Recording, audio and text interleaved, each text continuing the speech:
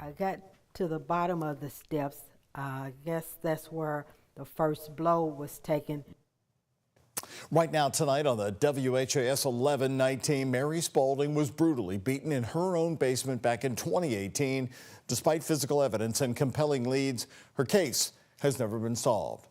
Hello, everybody. Thank you very much for joining us on this Monday evening. I'm Doug Proffitt. First on the night team, 73-year-old Mary Spalding believes that's because Metro Police detectives and the city at large botched her own investigation. It's a story exclusive to WHAS 11 News. WHAS 11 night team's Alex Dederer has more on the new lawsuit filed today and the claims detectives discriminated against her because of her race. I am a victim of a violent crime. 7 years after Mary Spalding was beaten almost to death in her own home. And I have been seeking justice and trying to get answers. Her words at an accountability hearing in 2024. A year later, her attacker still free. Her attorney says she continues to relentlessly search for her justice. She wants to be safe. She wants to be able to go to sleep at night. Spalding is now suing Louisville Metro government and several current and former LMPD members, claiming they violated her civil rights and botched her investigation. The last thing she wanted to do was file a lawsuit against the police department, but she has no other choice. Tom Coffey, an attorney with Morgan Pottinger McGarvey, filed the lawsuit Monday morning. She's a black woman who feels that the reason why her case isn't getting taken as seriously as it should is because seemingly no one cares about a 70-year-old black woman getting assaulted.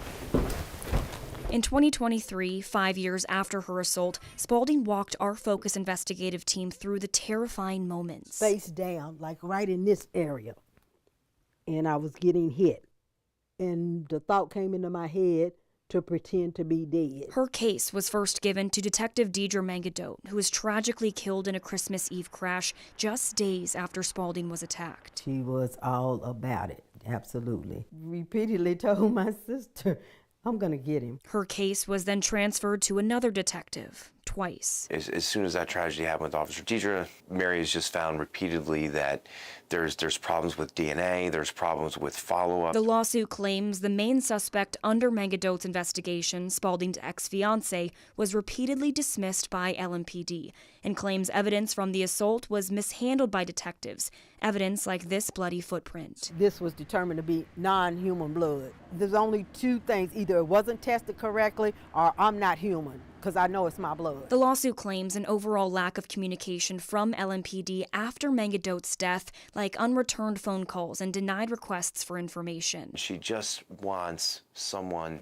to take this case seriously. The Office of the Inspector General did an investigation into Spalding's case in 2024. They found there was grave institutional failure within LMPD. Regrettably, even after the OIG's report came out in April, there has not been any the investigation has resulted in any person being arrested. 7 years after her brutal assault, the skull fracture, upper body bruising, hand injuries. Spalding just wants to bring her attacker to justice. Try to get the 7 years of her life back. And she's hoping this lawsuit will bring her one step closer. In Louisville, Alex Dederer, the WHAS 11 night team, on your side. Now, to get the other side on the story, we did contact the city for a comment. We have not yet heard back. This is a story the WHAS 11 Focus team first brought you in 2021. Since then, we've had Spalding walk us through her home, and we've asked the Inspector General what made him investigate this case in the first place. You can watch those full reports that have aired on the free WHAS 11 Plus app and on our YouTube page right now. In New Albany, the residents of Parkview Tower came back today, salvaging their belongings after a major fire gutted their building Saturday night. All 50 displaced residents are either staying with family members or in a hotel right now. Take a look. This is the area where the fourth floor fire burned, which left floors 5 through 8 with smoke damage. Water was still draining out of the floors 1 through 3 as of just this afternoon. Director David Duggins believes the Housing Authority has enough room to move people into new places outside of the tower. And we really don't want to be in the tower business anyways, so we'll be looking at going forward what we'll do with this property. But I would hope that in the long term we won't be in the tower side. It's just hard for us to maintain that. And for a fire department of our size, 9 stories is a lot. Residents have a meeting with Duggins tomorrow morning at 11 to talk about their next steps. The Housing Authority promised them food, clothing, and a place to stay.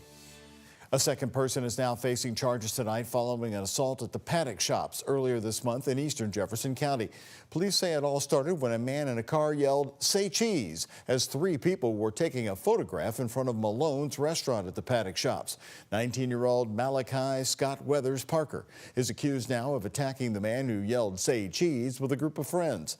According to police, one of the victims was knocked unconscious with their own metal baton, which caused a concussion and a brain bleed. Now, the other suspect in this case is this man, 19-year-old Seth Jones, has already been arrested and charged with 3 counts of assault in this case. Jones admitted to police that he was involved in the incident and said he felt disrespected when the victim yelled, "Say cheese," at him as he was taking that photograph. He's being held in the Louisville jail tonight on a $50,000 cash bond. Weathers Parker is facing multiple charges, including strangulation and assault. Police say they actually went through restaurants looking for the person who yelled, "Say cheese," to beat them up. Parker is due before a judge tomorrow morning at 9 a.m.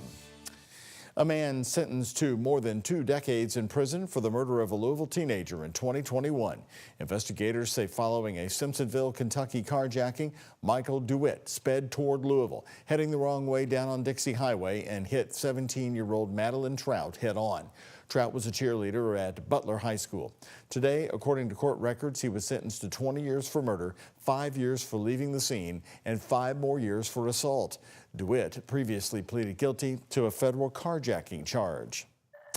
Right here, news since 6 tonight. Governor Andy Beshear is using his veto power to stop conversion therapy from being legal in Kentucky.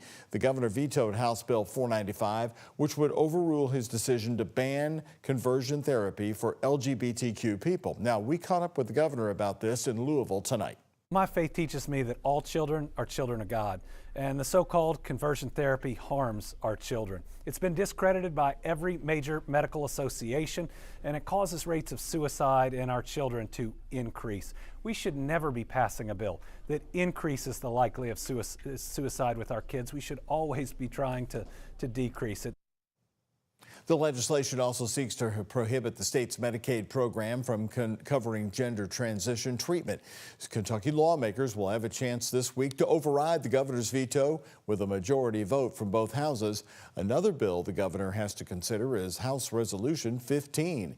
It would require a monument of the 10 Commandments to be on display at the Kentucky Capitol. 79 faith leaders have written to the governor asking him to veto that plan.